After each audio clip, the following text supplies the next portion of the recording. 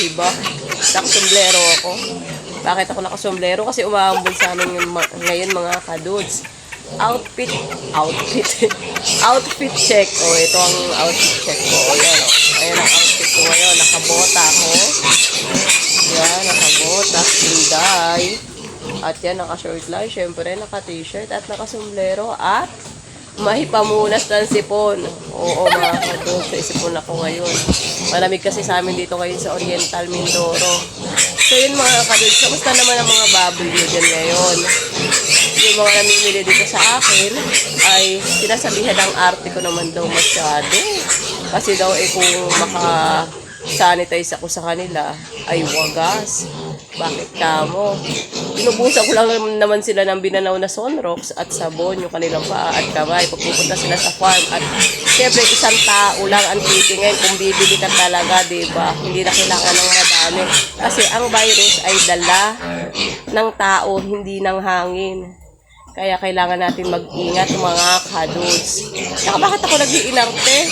Ito lang naman ang ipapakita ko sa inyo kung bakit ako nag-iinarte. Kailangan silang mag-sanitize bago pumunta sa aking piggery. Ito lang naman mga kadudes. Tingnan nyo. Yan lang naman mga kadudes ang aking pinag-inarte, diba?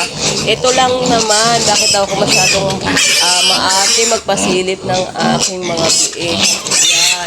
Sa mga gustong bumili ng biik, sumunod na lang kayo dun sa may-ari ng biik kasi yung ibibenta niyang iilan, baka marami ang mawala, diba?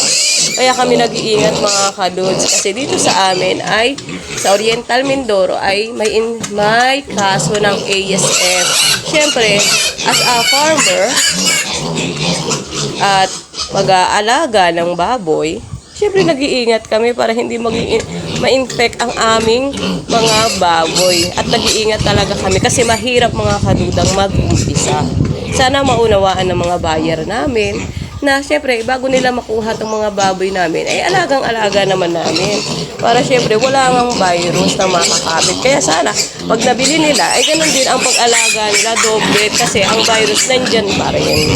Tapos mga kadudes, ito naman ang aking mga inahin. Yan mga kadudes ang aking mga inahin.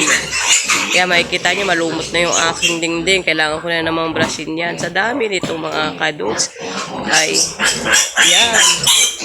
Ito lang naman silang mga kadudes. Nabawasan na yan mga kadudes. Pero mababa pa talaga ang presyuhan. Sa inyo ba, kamusta naman ang presyuhan sa Oriental Mindoro? Talaga napakababa. 2,500 lang ang aming big ngayon dito sa Oriental. Minsan nga yung iba namimili 1.5 pa nga. Diba mga kadudes? Hindi ba sila nahihiya sa mga hog racer na katulad namin na babaratin ng aming mga big na ang mahal naman ng feeds? As yun naman ang aking mga inahin, mga kadudes, ay kita nyo yung dingding. Kailangan talagang brush na naman. Yan. Sa awa ng Diyos, hindi kami dinapuan ng ASF talaga mga kadudes. Ayan. Yan ang aking kulungan, o diba? Yan. Yung dingding lang naman ang marumi. Yan, o. Yan ang aking. Yan payat na mga kadudes, kakawalay ko lang yan. Ng kanyang mga biik. Kasi ito pa yung isa. Yun pa yung isa. At yun pa yung isa. At yan pa ang isa. Yan nga pala yung aking mga baboy, mga kadudes. Kaya alam niyo na kung bakit ako nag-iinarte, di ba mga kadudes? Kaya hindi ako basta-basta magpalapit sa aming piggery kasi hindi naman iisa lang ang masasalanta, di ba naman? O di ba? Hindi ako sa nag-iinarte. Dahil ang mahal din ang puhunan niyan mga kadudes. Tapos mag-uumpisa ulit ako sa wala. Di ba? Kaya hanggang kaya natin mag-ingat mga kadudes. Mag-ingat tayo. Lalo na sa mga hog racer na hindi pa rin natin alam kung nasan talaga ang virus. Pero ang pagkakaalam ko sa virus ay dala ng tao, hindi dala ng hangin. Kaya maging vigilant kayo sa mga pupunta sa inyong farm. Kasi hindi nyo alam baka sila ang carrier ng virus. Sa kagustuhan nyo kumita, yung pala ay malaki ang kapalit, di ba? Kaya ako kahit